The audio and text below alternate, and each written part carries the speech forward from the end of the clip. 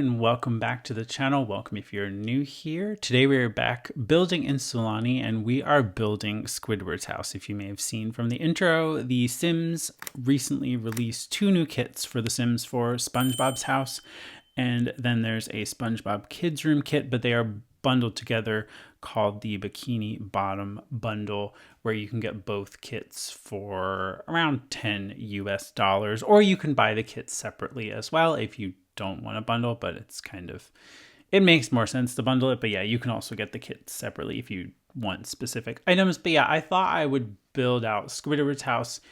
I wouldn't say he was one of my favorite characters, but he was up there with like Patrick, only because Patrick was more like dumb, but also funny.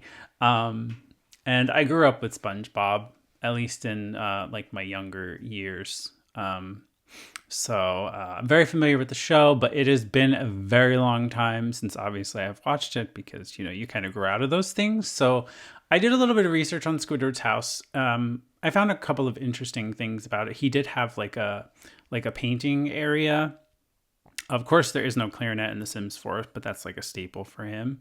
But yeah, there is none of that, but there is a guitar that comes with the kit that we do put in there. So at least there is some music. I also gave his house traits like great acoustics and home studio, so that way he's good with like painting and stuff, or any sim that decides to live here. As far as like floor plan and layout, that was also tricky.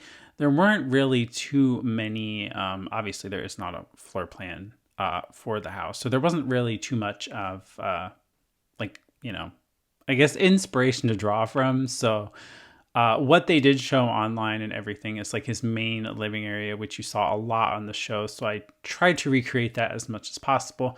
And then as far as like the second and third floors, I just kind of went with it and made it so that it's actually functional. So he does have a small bedroom, and then there is a full bath there as well. And then like there's a, I guess you want to call it like the hallway.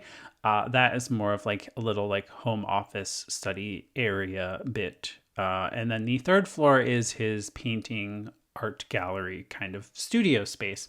So that's kind of what I did with this particular build.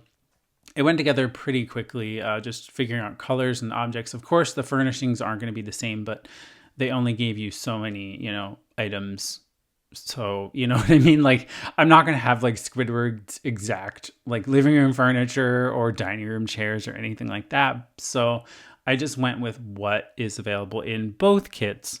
That way we can kind of show them off. So yeah, it's not like an exact recreation, but I tried to do as close as possible based on what we have. So yeah, I do change up this flooring too, because when I went back to my reference screenshots, it was like a red tile, and I was kind of sad that they didn't include something like that. They just included like a sandy texture floor, which is like in SpongeBob's house or like the pineapple house, which is what they used in the official like promos, which I thought, oh, we could build the pineapple, but I feel like that's kind of like what everybody does, because it's simple.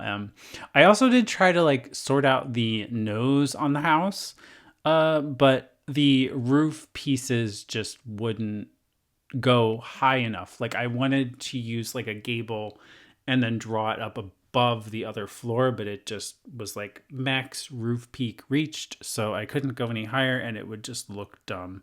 So I did my best as far as the front facade, and based on limitations of the game. So, curved walls were a colossal pain. Of course, it would probably be the same if you're building his pineapple, SpongeBob's pineapple rather. But yeah, so painting them though was just really frustrating because I would apply wallpaper and then it would just apply to the outside. And I'm like, oh my gosh, I was literally screaming at the screen, like, stop it.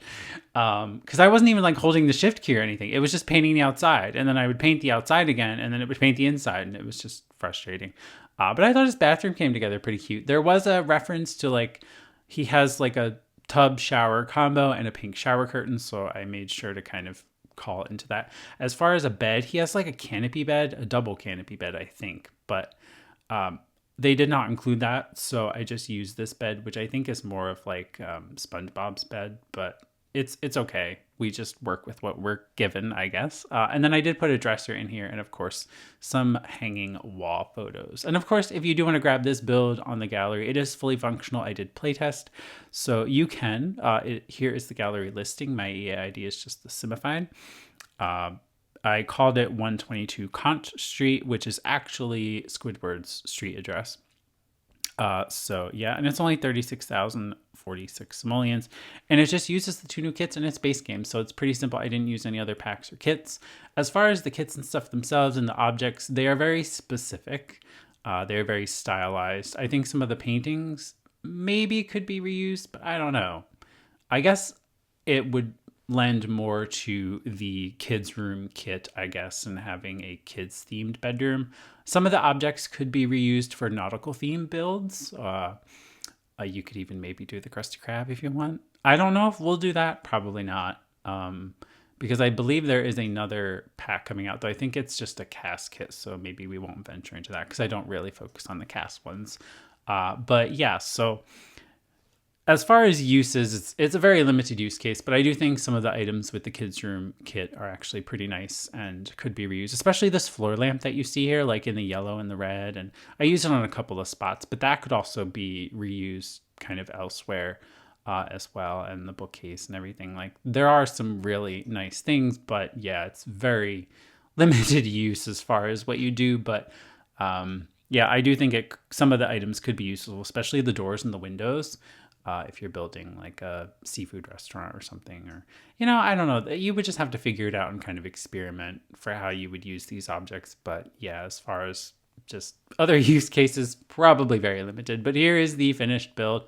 I did not include any landscaping on the gallery version, only because I didn't want to have it count island living objects and that be a requirement of the build. So the lot is just bare. There's no like trees and some of the coral things you see here because that's island living, but I didn't want that to count. But those weird like flowery things that you see close to Squidward's house and the lounge chair are placed out there. But yeah, also I forgot to place the mailbox. So that'll probably be in some random corner of the lot, but in the screenshots and stuff, obviously it is placed, but that is not the version you will get with the gallery, only because of expansion requirements. So didn't want that. Wanted to keep this one just base game and 2 kits. So yeah, but here's the living space. Very interesting with the kitchen.